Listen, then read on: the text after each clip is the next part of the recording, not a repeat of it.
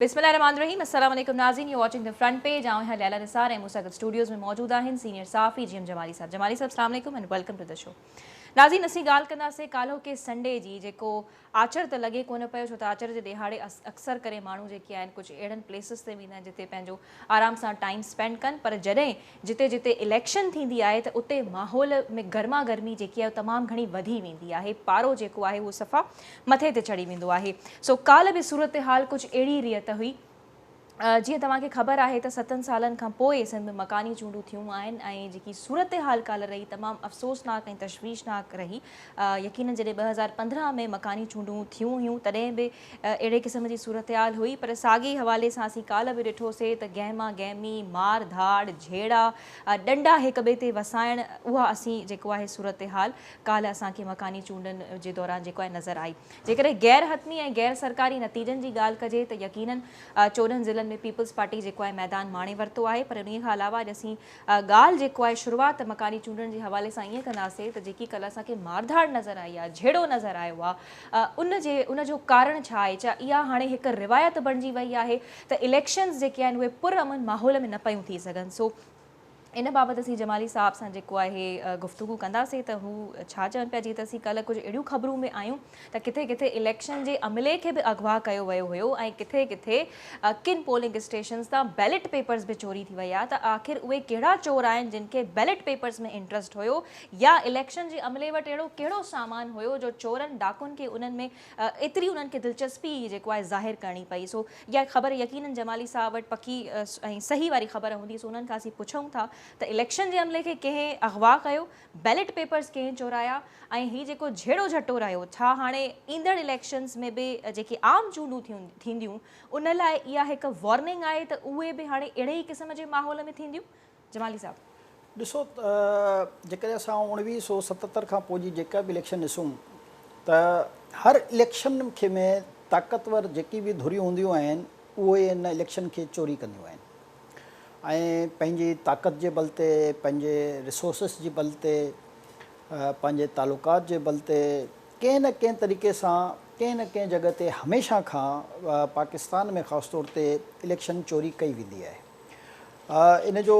वाज़े मिसाल जेकॾहिं तव्हां ॾिसो, ऐं हर इलेक्शन में वरी बदनसीबी असांजी आहे, मां सम्झां थो त उन इलेक्शन्स में तव्हांखे क़त्ले आम बि नज़र ईंदो। ऐं जेके ज़मीनी चूंडुनि में तव्हांखे यादि हूंदो त कराची में हिकिड़ी ज़मीनी चूंड थी जंहिंमें 22 ॼणा हिकिड़ी सीट ते ज़मीनी चूंड थी हुई जंहिंमें 22 ॼणा जेको आहे उहो क़तल कया विया। हाणे इहा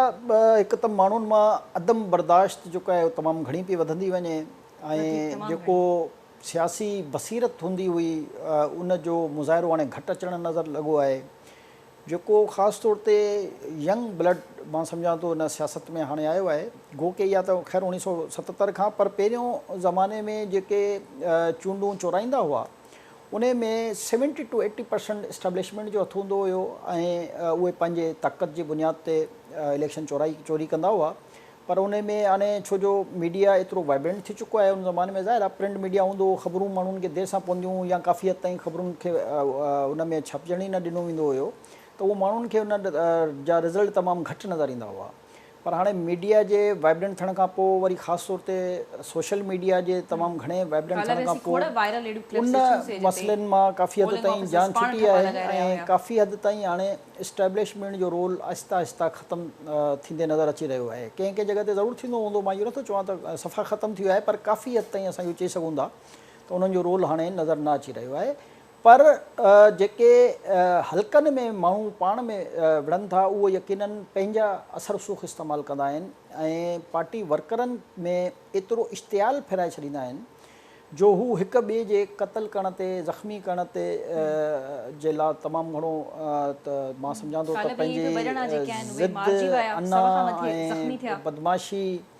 गुंडागर्दी उन में तमामु घणो इज़ाफ़ो थींदो वियो आहे। ऐं जंहिंजो मिसाल तव्हां कल्ह ॾिठो, शायदि एक्यूरेट त मूं वटि न आहे, पर शायदि 14 माण्हू जेके आहिनि टोटल मुख़्तलिफ़ जॻहनि ते ज़ख़्मी थिया आहिनि ऐं जिन में 2 जे बारे में इतला हुई त उन्हनि खे क़तल कयो वियो आहे। हाणे ॾिसो, हीअ इलेक्शन जीअं हाणे हिकिड़े ॾींहं जी इलेक्शन ई गुज़री वई, पर हाणे जिन जा छोकिरा वार्निंग आहे क़त्ल थिया इलेक्शंस जे लाइ जमाली साहब ॾिसो इहो ईंदड़ इन इलेक्शंस लाइ कहिड़े माहौल में थींदियूं छा इन लाइ एक्सपेक्ट हर इलेक्शन ईअं थींदी आहे असां त चऊं था त जेसि ताणी पाकिस्तान में इंसाफ़ जो बोलबाला न थींदो जेसि ताणी डिसिप्लिन न ईंदो जेसि ताणी अवाम में बर्दाश्त पैदा कान थींदी छो जो इन में असां इहो नथा चई सघूं त कंहिं बि पार्टी को चाहींदी हूंदी त उहे क़त्लेआम थिए या माण्हू ज़ख़्मी थियनि ही जेके असांजा बिरादरी सिस्टम्स आहिनि हर जेके असांजा ताक़तवर धुरियूं आहिनि इन्हनि खे कंट्रोल करण जी ज़रूरत हूंदी आहे मूंखे यादि आहे हिकिड़ी इलेक्शन हिन सूबे में अहिड़ी बि थी हुई जंहिंमें शिकारपुर में वॾो मसइलो हुयो पर जेके शिकारपुर जा चङा मुड़ुस हुआ उन्हनि खे हिकिड़ो मैसेज कन्वे थियो इंतिज़ामिया तरफ़ां त जेकॾहिं हिन में कंहिं क़िस्म जो खूनरेज़ी थी त जेके बि तव्हांजूं धुरियूं आहिनि 5-7 उन्हनि जे चङनि मुड़ुसनि खे गिरफ़्तार कयो वेंदो त उहा इतफ़ाक़नि न त शिकारपुर में इहो सभ खां वॾो मसइलो हूंदो हुयो उनखां पोइ उहा इलेक्शन हुते पुरअमन तरीक़े सां थी वई त मसइलो हूंदो आहे रिट ऑफ द गवर्नमेंट जंहिंखे असां चऊं त गवर्नमेंट खे पंहिंजी रिट बणाइण लाइ ज़रूरी उपाउ वठणा हूंदा आहिनि जेके उनजी बुनियादी ज़िमेदारी आहे पर हिते असांजी मुसीबत इहा आहे त ज़िमेदारी जो अहसास ई कंहिंखे कान थींदो आहे त उनजी ज़िमेदारी छा आहे हिते असांजा जेके पुलिस वारा आहिनि उहे मां सम्झां थो त लॉ एंड ऑर्डर ते कंट्रोल करण में पंहिंजो किरदारु अदा करण जे बजाए ॿियनि मामलनि में एॾा उलझी वेंदा आहिनि या उन्हनि खे उलझायो वेंदो आहे या उन्हनि जा पंहिंजा इंट्रस्ट हूंदा आहिनि जंहिंजे करे हू असुलु जेको मक़सदु आहे उन्हनि जो लॉ एंड ऑर्डर शहरी इलाइक़नि में या दही इलाइक़नि में क़ाइमु करण जो उहो पंहिंजो उहो फ़र्ज़ु अदा न कंदा आहिनि ऐं हू बाक़ाइदा जीअं कमदारी जो हिकिड़ो रोल हुजे उहो अदा करणु शुरू करे छॾींदा आहिनि त इहा असांजी बदनसीबी आहे जो असां पुरअमन तरीक़े सां इलेक्शन कराइण में नाकाम था थियूं जेके सियासी पार्टियुनि जा हिमायती आहिनि उन्हनि जो वधीक ॾोह आहे जेकॾहिं असीं मथां सियासी पार्टियुनि जी लीडर्स ते वेझो त उहे सूरत हाल खे जेको आहे पर यकीनन इहा सियासी पार्टी लीडर्स जी ज़िम्मेवारी त न हुई इन्हनि जे हवाले सां जेको इलेक्शन कमीशन जी परफॉर्मेंस ते सवाल उथनि था या जेकी सिक्योरिटी एडमिनिस्ट्रेशन आहे उन्हनि जी परफॉर्मेंस ते सवाल उथनि था ऐं पहिरियों त इहो बि जेको आहे वॉर्न कयो वियो हुयो इलेक्शन कमीशन जे पारां त कहिड़ा हसास पोलिंग स्टेशन्स आहिनि कहिड़ा इंतिहाई हसास पोलिंग स्टेशन्स आहिनि त उन बावजूद बि अहिड़ी सूरत हाल जेको आहे छा अॻ में एक्सपेक्ट हर को करे वेठो हुयो त थींदी ॾिसो इन जा ज़िमेदार यकीनन सभु पार्टियुनि जा जेके अॻुवान आहिनि उहे हूंदा आहिनि ऐं जेकी हुकूमत हुजे उनजी इहा वधीक ज़िमेदारी आहे त हू अमन अमान फ़राहम करे मां सम्झां थो त सिंध हुकूमत जी बि बुनियादी ज़िमेदारी हुई त हर हल्के में जिते हसासियत जो अहसासु हूंदो आहे ज़ाहिर आहे उते नफ़री वधाए ऐं अमन अमान खे कंट्रोल कयो वेंदो आहे अहिड़े तरीक़े सां जहिड़ो थी पियो वञे पोइ पुलिस या रेंजर्स जेको आहे अची पई वञे त इहो ई असां चवंदा त इंतिज़ाम यानी कि जेके ऑफिसर्स तव्हां उन डिस्ट्रिक्ट्स में या उन तालके में या उन यूसी में लॻायल आहिनि उन्हनि जे बारे में तव्हां वटि पूरी डेटा हुजणु घुरिजे त हुननि जे कमु करण जी कैपेसिटी केतिरी आहे छो जो जेके हसास ख़ासि तौर ते पोलिंग स्टेशन हूंदियूं आहिनि ऐं तव्हांखे ख़बर आहे त हिते सालनि खां मसइला थियनि था ऐं हर पोलिंग तव्हां अक्सरियत जेकॾहिं उन लिस्ट खणी था ॾिसो त 70 to 80% तव्हांखे हसास कोई साॻियूं पोलिंग स्टेशन मिलंदियूं जिते माज़ी में क़त्लेआम बि थियो हूंदो ज़ख़्मी बि थिया हूंदा अगवा जा वाक़िया बि पेश आया हूंदा इहे जेके दॿा पोलिंग जा हूंदा आहिनि इहे खणण जा वाक़िया त बैलेट पेपर जी तव्हां अॻु में चयो त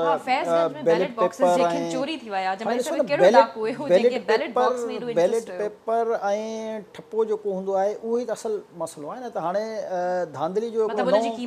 तरीक़ो जेको आहे ईजाद थी वियो आहे त बसि बैलेट पेपर फुरियो ऐं उहे भरियो ठपा बि मौजूदु आहिनि बैलेट पेपर मौजूदु आहिनि विझो ऐं जेको आहे दवा भरे छॾियो पर छा जमाली साहब फैज़गंज में मतिलबु का कंहिं क़िस्म जी सिक्योरिटी न हुई को स्टाफ मौजूदु न हुयो जो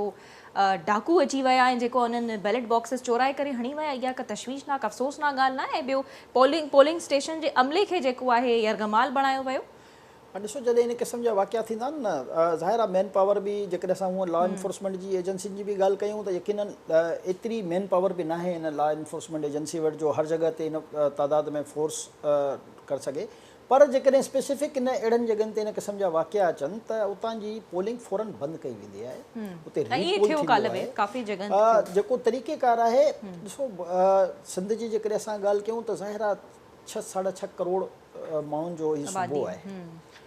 ऐं जेकॾहिं तव्हां पुलिस जी हिते मेन पावर ॾिसंदव त तव्हां हैरान थी वेंदा त कराची जहिड़े हेॾे वॾे शहर में 27,000 खां 40,000 पुलिस एहलकार आहिनि जेके पंहिंजा फ़र्ज़ अदा कंदा आहिनि अमन अमान जे लाइ त हाणे 3 करोड़ जो बि त शहर कराची आहे न त हाणे उन में जेकॾहिं इहा हालत हूंदी अहिड़े तरीक़े सां जेकॾहिं असां हिनखे डिवाइड कयूं ॿारहाड़ियुनि ते त केतिरे लख माण्हुनि ते वञी पुलिस वारनि जी ड्यूटी लॻे थी त हाणे असां पर इहो हुकूमत जो कमु आहे त जेकॾहिं तव्हां वटि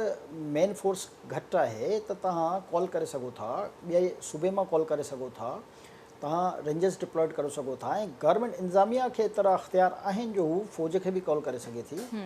मसइलो आहे त नियत हुजे, जेकॾहिं असांजी नियत सुठी हुजे, ट्रांसपेरेंट इलेक्शन कराइण जी हुजे, फेयर रिज़ल्ट हज़म करण जी नियत हुजे, त पोइ इहे सभु कम थींदा आहिनि। ऐं बदकिस्मती सां चवंदा त आहिनि त फ़ौज खे इलेक्शन में या इन्हनि में न करणु घुरिजे, ऐं मां ज़ाती तौर ते बि इन जे ख़िलाफ़ु आहियां त फ़ौज जो कमु न आहे त उहो इलेक्शन जूं ड्यूटियूं ॾिए, उहो ज़ाहिर आहे सरहदनि जा मुहाफ़िज़ आहिनि। पर असां वटि बदकिस्मती इहा आहे जो मेन पावर न हुजण जे करे, नियत न हुजण जे करे, ऐं हार जो जेको रिज़ल्ट हूंदो आहे उनखे तस्लीम करण खां भॼण जे लाइ तव्हां जेको आहे मुख़्तलिफ़ हथकंडा इस्तेमालु पोइ कंदा ही आहियो। मकानी चूंडूं काल्ह वारियूं जेके थियूं इहे फ्री एंड फेयर हुयूं जमाली साहब, तव्हां छा पिया फ्री सम्झो? एंड फेयर त हिन मुल्क में काई बि इलेक्शन कान थी आहे न। असां चवंदा 1977 खां वठी ठीकु। हिन अच्छा, वक़्त काल्ह ताईं वारी जेके सूरत हाल इलेक्शन्स बि थियूं जेको आहिनि, आहे काई बि इलेक्शन फेयर एंड फ्री न थी आहे हिन मुल्क में। अच्छा, ख़ैर जमाली साहब जो चवणु त का बि इलेक्शन फ्री एंड फेयर न थी आहे। प्रोग्राम में असां जेकॾहिं काल्ह वारी सूरत हाल थोरो कंसाइज़ली तव्हांजे आॾो रखूं त केतिरनि कैंडिडेट्स जेको आहे कॉन्टेस्ट कई आहे इलेक्शन, सो 101 टाउन कमेटियुनि ते 23 municipal committees, 14 ज़िलाई काउंसिलनि, 4 municipal corporations, 11 town municipal corporations ऐं 887 यूनियन काउंसिलनि ऐं यूनियन कमेटियुनि जे 6277 सीट्स ते 21,000 उम्मीदवारनि विच में मुक़ाबिलो थियो काल्ह। सो जेकॾहिं 1000 खां वधीक जेको आहे जमाली साहब आज़ादु उम्मीदवार बिना मुक़ाबले कामयाब ऑलरेडी थी चुका। सो हिन भेरे अव्हांखे इहो नज़र आयो त आज़ादु उम्मीदवार बि घणे जेको आहे तादाद में कामयाब थिया आहिनि? लोकल गवर्नमेंट जा जेके बि इलेक्शन थिया आहिनि उन में यकीनन आज़ादु उम्मीदवार कामयाब वॾी तादाद में थींदा आहिनि। ऐं बेसिकली उनजो मसइलो इहो हूंदो आहे जो घटि इलाइक़े ते ॿधल उहे वोट हूंदा आहिनि, ऐं उन वोटनि में जेकी बिरादरियूं हूंदियूं आहिनि उन्हनि जे वोटनि ते हू इलेक्ट थी वेंदो आहे। तव्हां ॾिसो त तव्हां नज़र ईंदो हूंदो त किथे 250 वोटनि ते को कामयाब थी वियो, किथे 500 वोटनि ते कामयाब थी वियो, किथे त इन क़िस्म जा ई छो जो मकानी चूंडूं जेके आहिनि उन्हनि में अक्सरियत जेको आहे उहो बिरादरी में जेके ताक़तवर माण्हू हूंदा आहिनि या बिरादरी सतह ते जंहिंजो ज़ाहिरा पंहिंजी बिरादरी सां सुठो मेल मिलाप हूंदो त उन खे फ़ोक़ियत मिलंदी आहे। ऐं इंडिपेंडेंट माण्हू इन करे कोशिशि कंदो आहे खटण जी त सुभाणे जेको आहे हू जेकॾहिं कंहिं बि जमात सां चाहे त कोई एग्रीमेंट करे ऐं मुतलका यूसी जी चेयरमैनशिप हासिलु करे सघे त वॾी तादाद में हिन में को शक न आहे त नंढी चूंडुनि में यानी बलदियाती चूंडुनि में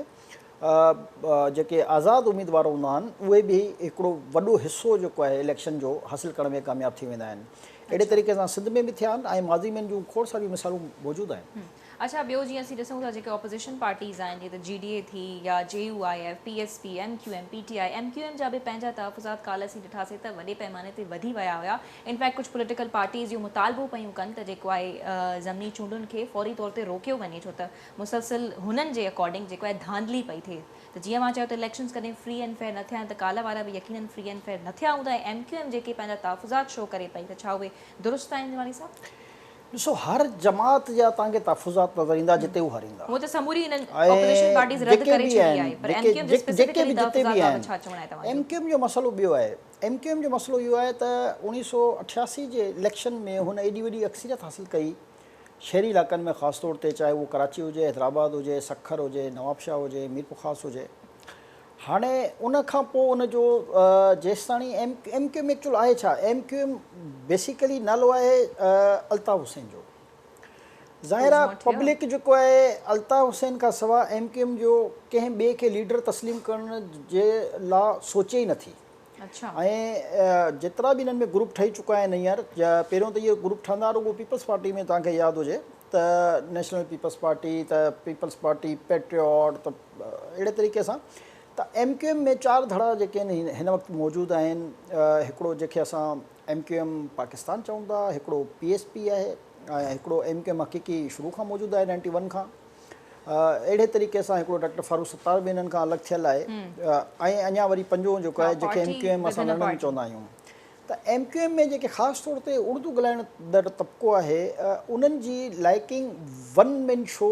वांगुरु आहे। उहो लाइक कंदा आहिनि अल्ताफ़ हुसैन खे, जेको साफ़ ऐं सिधी ॻाल्हि आहे। ऐं ॿिया जेकी बि हिन जी लीडरशिप आहे उन्हनि जे लाइ उन्हनि वटि का सिंपैथी कान्हे।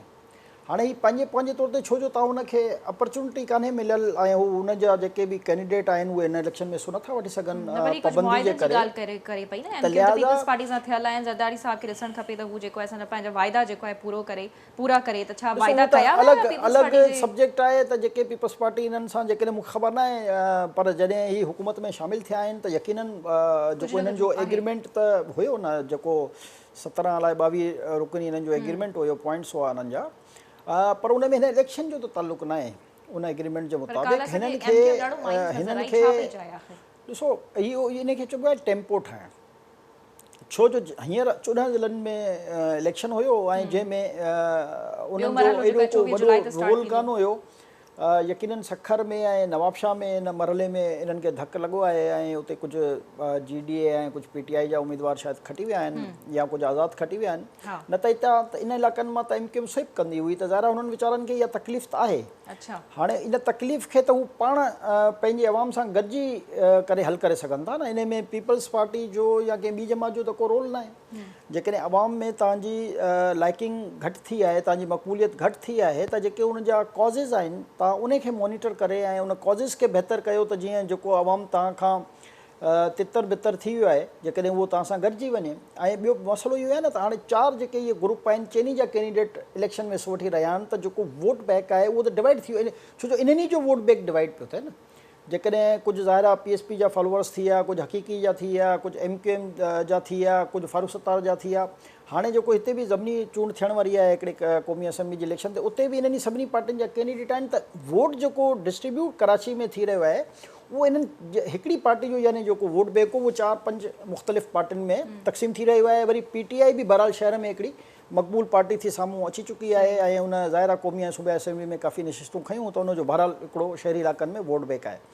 हाणे हिते हिननि जो सभ खां वॾो मसइलो इहो ई आहे त हीअ पंहिंजे वोट बैंक खे स्टैंड कान करे सघिया छो जो उहो वोट बैंक जेके हिन वक़्तु हिन चइनी पार्टियुनि जा अॻुवान आहिनि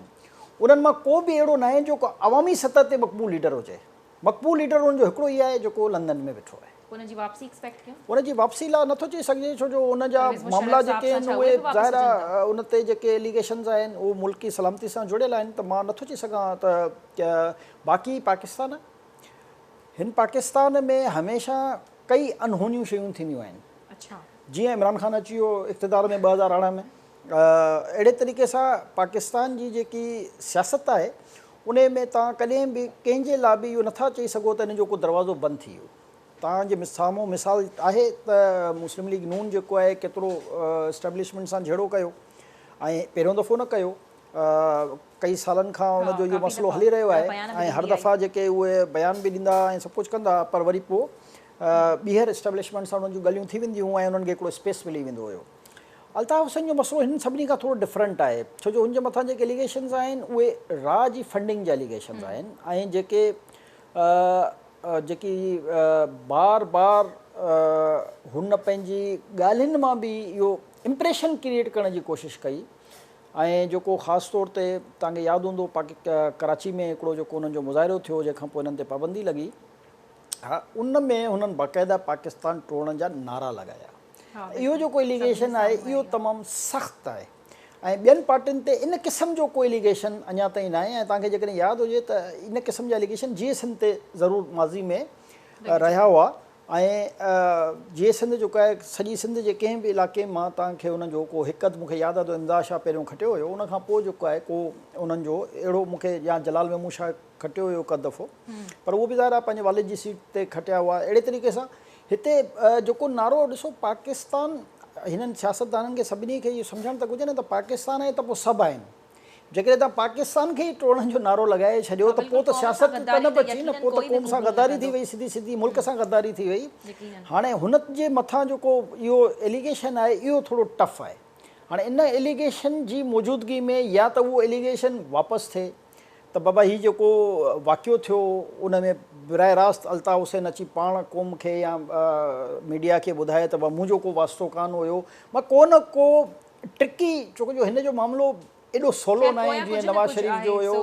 या कंहिं ॿिए जो हुयो हिन जे मामले जे पुठियां थोरो ट्रिकी सिचुएशन आहे जेकॾहिं उहा सिचुएशन टैकल करे विया आई छो जो तव्हांखे यादि हूंदो त 91 में बि जॾहिं 92 में सॉरी ऑपरेशन शुरू थियो हो त बेताशा इन ई क़िस्म जा एलिगेशन्स हुआ, पर उन खां पोइ वरी एस्टेब्लिशमेंट सां जूं ॻाल्हियूं थी वयूं, वरी ख़ासि तौर ते मुशरफ जी हुकूमत आई त हीअ त सियासफ़े जा मालिक बणिजी विया।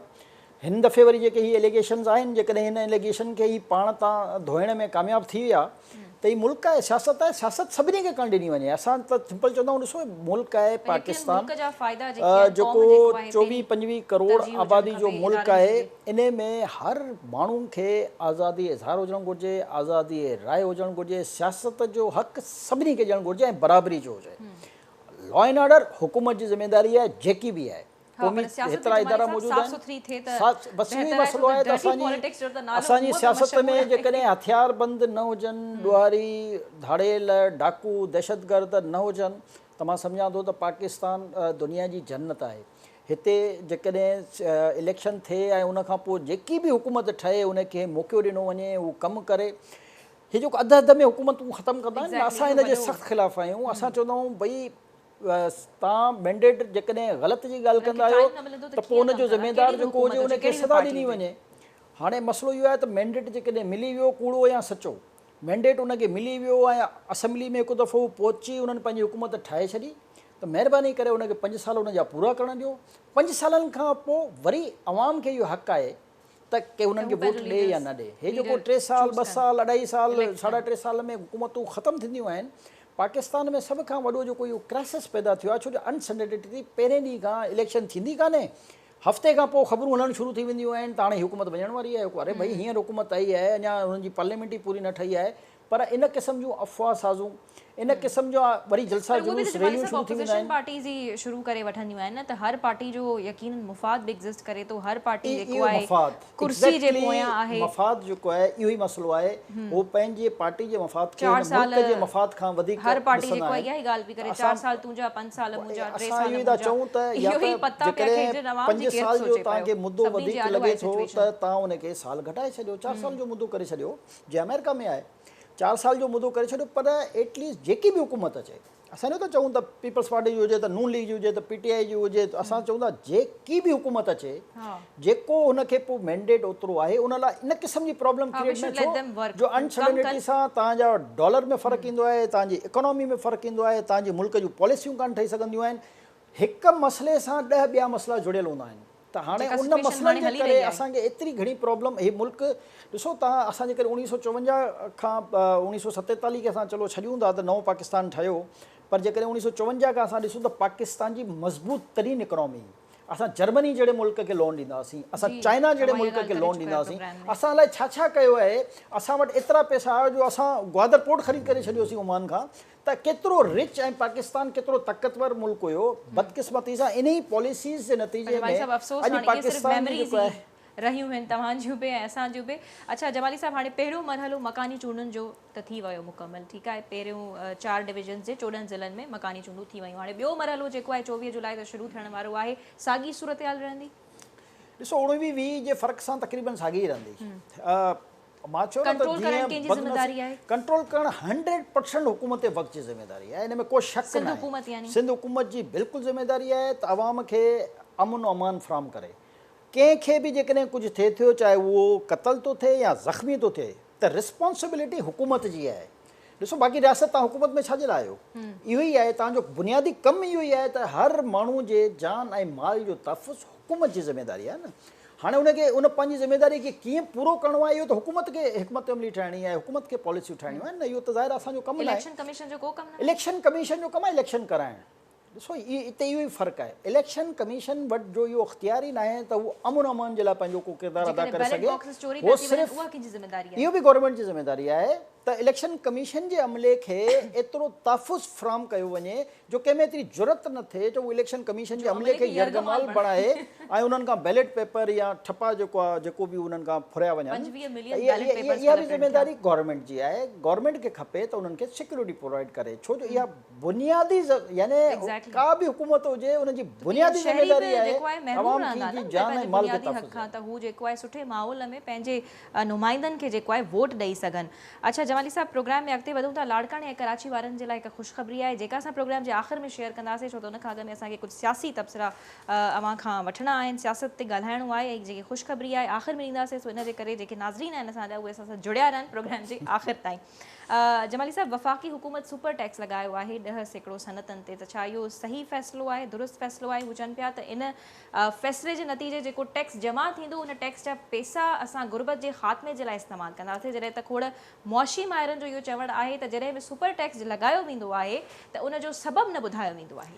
ॾिसो, इहा हुक्मरान या त अवाम खे बेवकूफ़ पिया सम्झनि, कंहिं बि सनत ते तव्हां टैक्स लॻायो या सुपर टैक्स लॻायो, एंड यूज़र केरु आहे उन सनत जो, अल्टीमेटली अवाम खे ॼणो आहे। हाणे इहा जेकी बेवकूफ़ी वारी ॻाल्हि त असां वॾियुनि सनतनि ते जेका आहे सुपर टैक्स पिया लॻायूं, अरे भाई उन वॾी सनतूं सेल किथे थींदियूं आहिनि? उहे अवाम में थींदियूं आहिनि न। का बि प्रोडक्ट आहे, कुझु बि आहे, त अल्टीमेटली उहो जेको सनतकार हूंदो पंहिंजे खीसे मां त टैक्स कान ॾींदो न, त उहो पंहिंजी प्रोडक्ट जा पैसा वधाईंदो। जॾहिं पंहिंजी प्रोडक्ट जा पैसा वधाईंदो त आम माण्हू ऑटोमेटिक जेको आहे उनजो शिकार थींदो आहे। उहो टैक्स वरी किथां कलेक्ट थियो? आम माण्हू खां। त हाणे इन क़िस्म जी बेवकूफ़ियूं असां त चवंदा त सनतनि खे वधि खां वधि फैसिलिटेट कयो, सनतनि तां टैक्स घटि कयो। हाणे इहो ई मसइलो आहे त जॾहिं नाअहल माण्हू इक़्तिदार में ईंदा आहिनि न, त पोइ हुननि खे इहो ईज़ी रस्तो इहो ई मिलंदो आहे त हू कंहिं बि शइ ते टैक्स लॻाए पैसो कमाइनि। हू पंहिंजी पॉलिसीज़ खे ठीकु न कंदा आहिनि। ॾिसो, इन लाइ तरीक़ो इहो हूंदो आहे त तव्हां जेके मुल्क जा सुठा असां चवंदा आहियूं त ही तव्हां जेके बि मुल्क जा सुठा इकोनॉमिस्ट आहिनि, जिन जो ॾिसो इहो कमु आहे, उन्हनि जो को बोर्ड जोड़नि हा, उन्हनि सां सलाह मशवरा कनि हा, उन्हनि सां सलाह मशवरा करे त असां कीअं जेको आहे पंहिंजी इकोनॉमी खे बूस्ट करण जे लाइ कहिड़ा कहिड़ा क़दम खणूं, कहिड़े वज़ीर आज़म साहब ॻाल्हि कई त मां तव्हांखे सब्ज़ बाग़ जेको आहे नथो ॾेखारियां, पर कोशिशि कंदासीं त ईंदड़ महीननि में महांगाई कंट्रोल थी वञे। यानी या छा ॿुधाइण पिया चाहिनि, डिसअपॉइंट पिया कनि या ख़ुशि पिया कनि? न, ॾिसो, इन में त को शक न आहे त वज़ीर आज़म जेकॾहिं सब्ज़ बाग़ ॾेखारे बि त थींदो कुझु कान। सब्ज़ बाग़ त असांखे इमरान ख़ान बि ॾेखारिया, त थींदो त कुझु कान, थींदो उहो ई त असांखे ख़बर आहे महांगाई वधंदी। असांखे ख़बर आहे त इहो पेट्रोल फ्यूल जेकॾहिं इंटरनेशनल डॉलर वधियो त हिते अञा वधंदी। हिननि खे इहो सब्सिडी ख़तमु करणी आहे, तक़रीबन थी वई आहे, लेवीज़ वधी चुकी आहे, पर अञा हिननि खे वधाइणो आहे। अच्छा, लेवी जी ॻाल्हि यादि आई त मुआशी माहिर चवनि था जॾहिं सुपर टैक्स जो ॿुधायो वेंदो आहे सबबु, त इन जो मतिलबु आहे त उहो टैक्स न, उहा लेवी आहे। ॾिसो, मां उहे थो चवां त जेकॾहिं सुपर टैक्स हुजे या बम्पर सुपर हुजे, सवाल इहो आहे त असां इहो न चवनि त असां इहो वरी सनतनि ते लॻायो ऐं ग़रीब खे रिलीफ ॾींदासीं। असां नथा चऊं त लॻाइणो इहो फ़ैसिलो सही या ग़लति, असां चऊं था इहे बेवकूफ़ी वारी ॻाल्हियूं न कयो न। अल्टीमेटली कंहिं बि इंडस्ट्री ते कहिड़े बि प्रोडक्ट ते जॾहिं तव्हां टैक्स लॻाईंदा त उनजी सेल किथे आहे, जंहिं जॻह ते उनजी सेल आहे सॼो टैक्स उतां कलेक्ट थींदो न। जेतिरी तव्हांजी सेल हूंदी, सेल केरु ज़ाहिर प्रोडक्ट ख़रीद तव्हां मां को बि ख़रीद कंदो। जीअं हाणे हिननि सरिये ते पैसा वधाया या सीमेंट ते वधाया, त हाणे सरियो सीमेंट जेको को बिल्डर जेकॾहिं परचेस कंदो त उहो बिल्डर पंहिंजो फ्लैट कंहिंखे खपाईंदो, बंगलो कंहिंखे खपाईंदो, आम यूज़र खे खपाईंदो, त आम यूज़र खां पैसा वधीक वठंदो न। इहो हिननि त को पघार वारे तबके जे लाइ बि हिननि ॾिसो, सभ खां वॾो ज़ुल्म उन्हनि सां आहे, जंहिंजी असां पोइ प्रोग्राम में बि ॻाल्हि कई त हिकु त पहिरियों चयूं त लख रुपए खां मथे वारी आमदनी ते टैक्स हूंदो, वरी पोइ अचानक 50,000 ते जेको आहे करे छॾियूं। हाणे अॻु में इन क़िस्म जो जेको पघार वारो तबिको आहे न, उहो शदीद जेको सभ खां वधीक मुतासिर आहे उहो आहे जेके वीचारा बैंक्स में कमु करे रहिया आहिनि, जेके फैक्ट्रियुनि में कमु, जिन वटि को बि ऑप्शन कान्हे। हिननि खे खपे आहे त उन तबिके जे लाइ को स्पेशल को इन क़िस्म जा पैकेज ठाहिनि न। ॾिसो, हू ठाहींदा आहिनि न त फलाणे डिस्ट्रिक्ट लाइ असां एतिरो पैकेज करे छॾियोसीं, फलाणे डिस्ट्रिक्ट लाइ एतिरो पैकेज करे छॾियासीं। न, उन 2000 जे पैकेज में ॾिसो कंहिं ते 20,000 रुपए जी महांगाई कराए तव्हां 2000 जेको आहे उनखे ॾेई छॾियो, त इहा बि बेवाजिबी आहे। मां इन जे बि ख़िलाफ़ु आहियां त 2000 रुपया तव्हां ॾेई करे अरबे रुपया ज़ाया करे रहिया आहियो। इहे 2000 जे बजाए उन अरबे रुपए जी तव्हां का इंडस्ट्री लॻाए माण्हुनि खे रोज़गार ॾियो, त जीअं हिकु त बेरोज़गारी ख़तमु थी सघे ऐं उतां जी जेकी प्रोडक्ट आहे त पाकिस्तान में असांखे इन्हनि शयुनि खे वधाइण जी ज़रूरत आहे, त वधि खां वधि असां एक्सपोर्ट कयूं शयूं, त जेको अॼु असां ते क्राइसिस आहे इहो घटि थिए, घटि खां घटि असां इम्पोर्ट कयूं। सही। अच्छा, ॿियो सुभाणे जेको इलेक्शन कमीशन बिलावल भुट्टो परॾेही वज़ीर खे तलब करे वरितो आहे त जेको उन्हनि शहीद मोहतरमा बेनज़ीर भुट्टो जी सालगिरह जे ॾिहाड़े ते जलसो कयो, त इहा भञकणी हुई ज़ाब्ता इख़लाक़ जी। ॾिसो जेकॾहिं इलेक्शन कमीशन मना कयो त जलसो न करणु घुरिजे छो जो बिल्कुलु इलेक्शन कमीशन हिन मुल्क में इलेक्शन कराईंदड़ वाहिद इदारो आहे न असांखे उनजे कानून ते उनजे हुकुम ते अमल करणु घुरिजे ऐं जेकॾहिं वॾा जेके पॉलिटिशियन्स आहिनि जेकॾहिं इलेक्शन कमीशन जे SOP ते उहे ई अमल न कंदा त पोइ हेठी सतह जा ॿिया केरु कंदा त असां सभिनी खे जेकॾहिं बिलावल साहब खे बि उन्हनि ख़त लिखियो आहे त ठीकु आहे उन्हनि घुरायो अथनि आख़िर में हर पार्टी खे जेको आहे let's share a good news with तमाम जेको आहे सिंध हुकूमत पारां हिकु अहसान त न चइजे पर इहो ज़ाहिर आहे आवाम जो हक़ आहे लाड़काणे ऐं कराची वासियुनि जे लाइ उमेद कयूं था त ॿियनि शहरनि ऐं ज़िलनि में बि जेको आहे ट्रांसपोर्ट जे हवाले सां जेको हिननि सुठो क़दम खयो आहे उमेद कयूं था त जेको आहे इहे बसिस प्रॉपरली पंहिंजे साॻे रूट्स जेके ॿुधाया विया आहिनि उन्हनि ते हलनि 7 रूट्स ते पीपल्स बस सर्विस जेको आहे पीपल्स पार्टी जे पारां शुरू कई वई आहे जंहिंजो इफ़्तिताह अॼु पाण पाकिस्तान पीपल्स पार्टी जे चेयरमैन बिलावल भुट्टो ज़रदारी कयो सो ही 7 रूट्स ते 240 बसिस जेको आहे हलायूं वेंदियूं जमाली साहब इहा वाकई में 240 बसिस अचण वारियूं आहिनि छो त कराची जे शहरनि या लाड़काणे जे शहरनि खे यकीन न पियो अचे ऑलरेडी कराची जेको आहे टॉप 5 वर्स्ट सिटीज़ में शामिल आहे सो ॾिसो इन में त गाॾियूं तयारु आहिनि ऐं चाइना में बिल्कुलु हू रेडी पोज़ीशन्स में आहिनि ऐं जेकी असांजी इतला आहे त उहो कुझु ॾींहंनि में मुंहिंजे ख़्याल में हिते डिलीवर थी वेंदियूं त इहो को अभाम वारी ॻाल्हि कान्हे ऐं इहो गुज़िरियल ज़ाहिर सालनि खां पाइपलाइन में हुयूं ऐं ज़ाहिर प्रोडक्शन में टाइम लॻंदो आहे वरी मुल्क जा हालात कुझु अहिड़ा थी विया जंहिंजे करे इहो मनसूबो डिले थियो न थियणु घुरिजे आहे बहरहाल देरि आहे दुरुस्त आहे चवंदा आहिनि त आवाम खे असां इहो था चऊं त ट्रांसपोर्ट हिन वक़्तु सभ खां वॾो मसइलो आहे आम माण्हू जो